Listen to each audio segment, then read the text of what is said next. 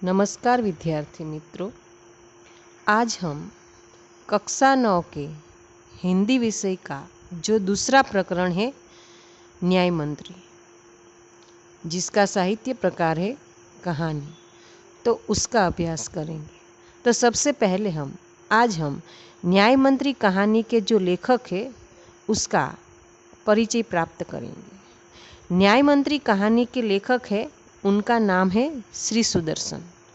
श्री सुदर्शन जी का जन्म सन 1896 में और निधन सन 1968 ईस्वी सन में हुआ। सुदर्शन जी का मूल नाम बद्रीनाथ शर्मा था। उनका जन्म पंजाब राज्य के सियालकोट नामक स्थान पर हुआ था। बचपन से ही उन्होंने कहानियाँ लिखने का आरंभ कर दिया था। उनके जो कहानी संग्रह है वह इस प्रकार है: पुष्पलता, सुप्रभात, परिवर्तन, पनघट, नगीना आदि उनके सुप्रसिद्ध कहानी संग्रह है। उनका एकमात्र उपन्यास है जिनका नाम है भागवंती। यह जो न्याय मंत्री कहानी है उसमें जो पात्र है वह इस प्रकार है: सम्राट अशोक, ब्राह्मण शिशुपाल और अन्य सिपाही। इस कहानी में सम्राट अशोक सर्वश्रेष्ठ न्याय मंत्री की खोज में था। शिशुपाल से मुलाकात होने पर और उसकी योग्यता को देखकर उसे न्याय मंत्री बनाया। न्याय न राजा देखता है न रंग। न्याय तंत्र पर विश्वास दिलाने के लिए यह प्रयास किया गया है। नई पीढ़ी के लिए इस प्रेरक कहानी द्वारा न्याय तंत्र की जिम्मेदारी का भी महत्व समझाया गया है। आइए अब हम कहानी का अभ्यास करते हैं। संध्या का समय था। चारों ओर अंधकार फैल चुका था। ऐसे में किसी ने बाहर से घर का दरवाजा खटखटाया। कौन है? ब्राह्मण शिशुपाल ने थोड़ा सा दरवाजा खोलते हुए पूछा। एक परदेसी बाहर से आवाज आई। क्या मुझे रात काटने के लिए स्थान मिल जाएगा? जैसे ही शिशुपाल ने पूरा दरवाजा खोला, उनके सामने एक नवयुवक खड़ा था। उन्होंने मुस्कुराकर कहा, यह मेरा सौभाग्य है। अतिथि के चरणों से यह घर पवित्र हो जाएगा। आइए, पधारिए। अतिथि को लेकर शिशुपाल घर में गए और उनका आदर सत्कार किया। फिर दोनों उस समय की देश की अवस्था पर बातें करने लगे। शिशुपाल ने कहा, आजकल बड़ा अन्याय हो रहा है, परंतु परदेसी इस बात से सहमत न था। वह बोला, दोष निकालना तो सुगम है, परंतु कुछ करके दिखाना कठिन है। शिशुपाल बोले, अवसर मिले तो दिखा दूं कि न्याय किसे कहते हैं। तो आप अवसर चाहते हैं? हाँ, अवसर चाहता हूँ। फिर कोई अन्याय नहीं होगा? बिल्कुल नहीं। कोई अपराधी दंड से न बचेगा? नहीं। परदेसी ने मुस्कुराकर कहा, यह बहुत कठिन काम है। शिशुपाल ने कहा, ब्राह्मण के लिए कुछ भी कठिन नहीं। मैं न्याय का डंका बजाकर दिखा दूंगा। परदेसी धीरे से मुस्कुराए पर कुछ न बोले। फिर कुछ देर बाद वे सो गए। सुबह उठकर परदेसी ने शिशुपाल को धन्यवाद देकर उनसे विदा ली। कुछ दिनों बाद शिशुपाल के घर कुछ सिपाही आए और उन्हें दरबार में चलने के लिए कहा। शिशुपाल सहम गए। वे समझ नहीं सके कि सम्राट ने उन्हें क्यों बुलाया है। कहीं उस परदेसी ने तो सम्राट से झूठी सच्ची शिकायत नहीं कर दी। दरबार में पहुंचकर शिशुपाल का कलेजा धड़कने लगा जब उन्होंने देखा कि परदेसी ही सम्राट अशोक है। सम्राट बोले, ब्राह्मण देवता, मैं आपको न्याय का अवसर देना चाहता हूँ। आप तैयार हैं? पहले तो शिशुपाल घबराए, फिर बोले, यदि सम्राट की यही इच्छा है तो मैं तैयार हूँ। बहुत ठीक, कल से आप न्याय मंत्री हुए, सम्राट ने कहा और अपने हाथ से अंगूठी उतारकर शिशुपाल को पहना दी। यह सम्राट अशोक की राजमुद्रा थी। अब शिशुपाल न्याय मंत्री थे। उन्होंने राज्य की समुचित व्यवस्था करना आरंभ कर दिया। उनके सुप्रबंध से राज्य में पूरी तरह शांति रहने लगी। किसी को किसी प्रकार का भय नहीं था। लोग दरवाजे तक खुले छोड़ जाते थे। चारों तरफ न्याय मंत्री के सुप्रबंध और न्याय की धूम मच गई।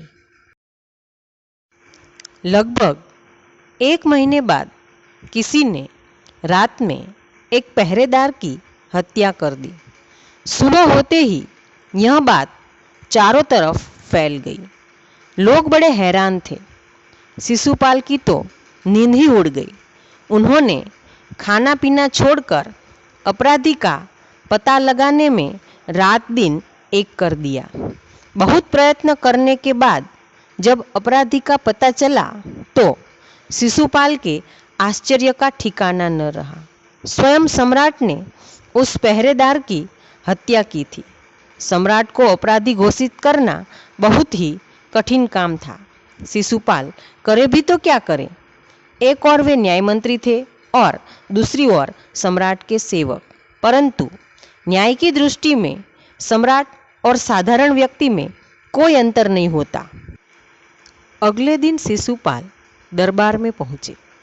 सम्राट अशोक सिंहासन पर बैठे हुए थे। आते ही उन्होंने शिशुपाल से पूछा, अपराधी का पता चला? न्याय मंत्री ने साहसपूर्वक कहा, जी हाँ, चल गया। तो फिर उसे उपस्थित करो।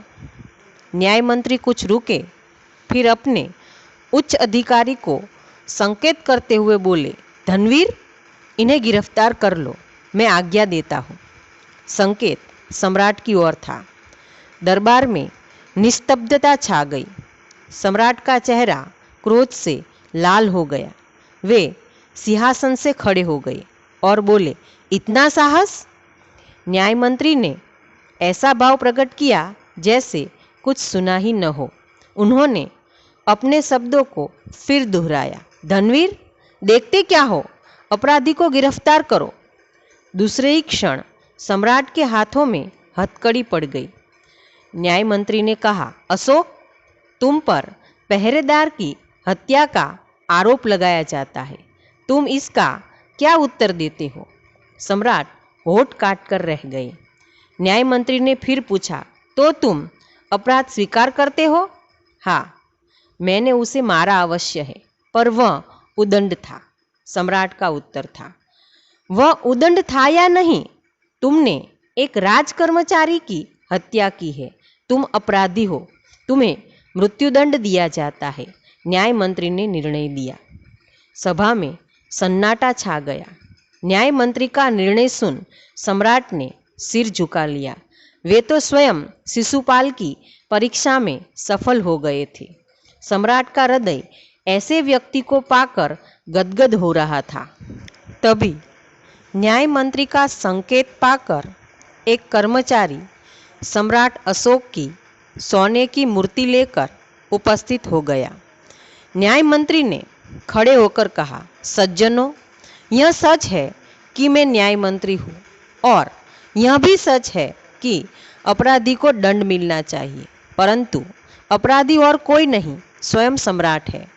शास्त्रों में राजा को ईश्वर का रूप माना गया है, इसीलिए उसे ईश्वर ही दंड दे सकता है। अतएव मैं आज्ञा देता हूँ कि सम्राट को चेतावनी देकर छोड़ दिया जाए और उनके स्थान पर इस सोने की मूर्ति को फांसी पर लटका दिया जाए, जिससे लोगों को शिक्षा मिले।